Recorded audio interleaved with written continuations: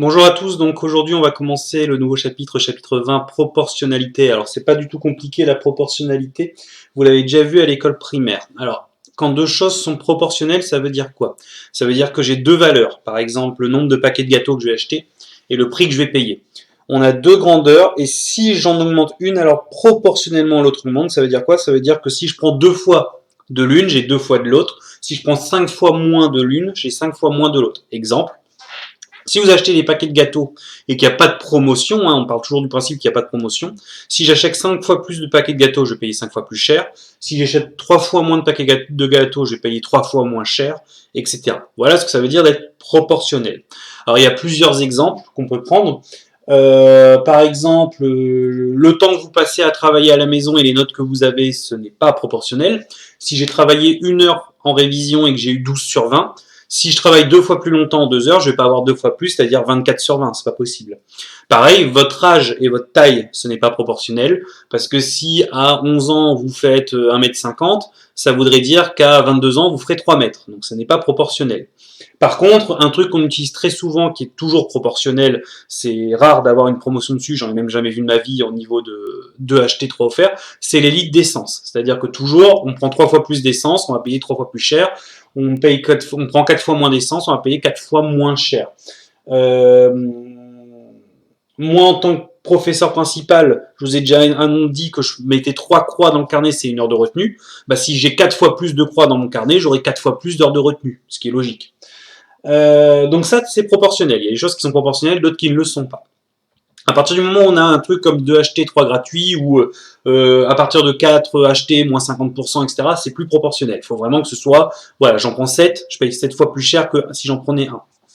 Alors, pour trouver ce genre d'exemple, on va partir d'un cours qui montre des exemples. On a des 4 façons de procéder. Vous allez voir qu'au bout d'un moment, il y en a une que vous avez préférée. Mais dans tous les cas, pour proportionnalité, il y a 4 façons de procéder. Il y a ce qu'on appelle l'additivité et la multiplicativité. Donc ça fait penser à divisibilité. Je vous donne un exemple. Imaginez, j'ai ce problème-là. Une apicultrice, donc pour une information, une apicultrice, c'est quelqu'un qui élève des abeilles pour récolter leur miel. Une apicultrice vend du miel au kilogramme, c'est-à-dire que le prix payé est proportionnel à la masse de miel acheté. Si j'achète 5 fois plus de miel, je vais payer 5 fois plus cher. Le prix de 1,5 kg de miel, c'est 20,40 €. On veut savoir combien coûte 3,5 kg de miel.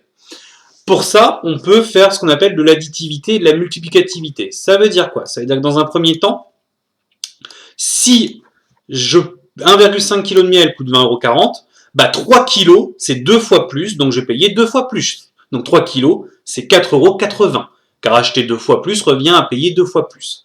Mais moi, je veux pas 3 kg, je veux 3,5 kg, donc je voudrais trouver 0,5 kg. Et ben, je vais faire pareil, je vais partir de 1,5 kg coûte 20,40 €. Donc je vais prendre 3 fois moins, c'est-à-dire que 0,5 kg, je divise par 3, ça fait 6,80 €, car acheter 3 fois moins revient à payer 3 fois moins cher. J'ai le prix pour 3 kg, j'ai le prix pour 0,5 kg, bah, j'ai plus qu'à additionner les deux, parce que acheter 3,5 kg revient à acheter 3 kg et 0,5 kg ensemble. Donc j'additionne les deux, ça fait 47,60 €. Je continue.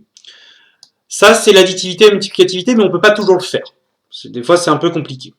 La deuxième solution qui est assez simple, alors excusez-moi, j'ai oublié la phrase réponse évidemment, 3,5 kg de miel coûte 47,60 €. La deuxième solution qui passe souvent bien, c'est le passage à l'unité.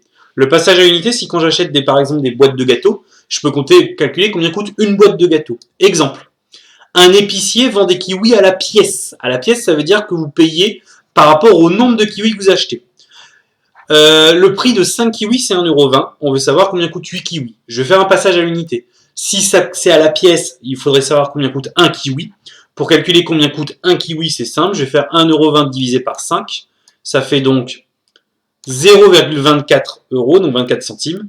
J'ai le prix d'un kiwi. Donc pour 8 kiwis, je vais multiplier par 8. Ça fait qu'on peut donc calculer que 8 kiwis coûtent 0,24 fois 8. Ça fait 1,92 €. Voilà.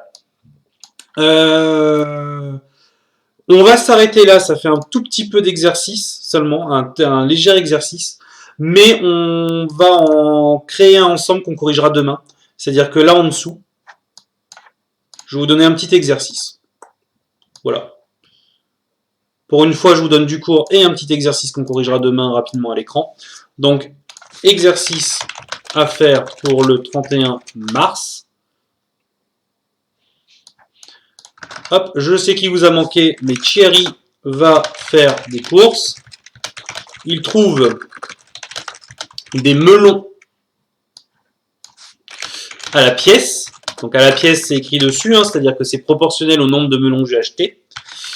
Il voit que, allez, on va dire 9 melons coûtent, on va dire 13 euros. Alors j'ai aucune idée du prix du melon. 13,32 €. Combien lui coûterait? On va dire, allez, on va dire que c'est un gourmand. On va lui demander 21 melons. Il y a deux façons de faire.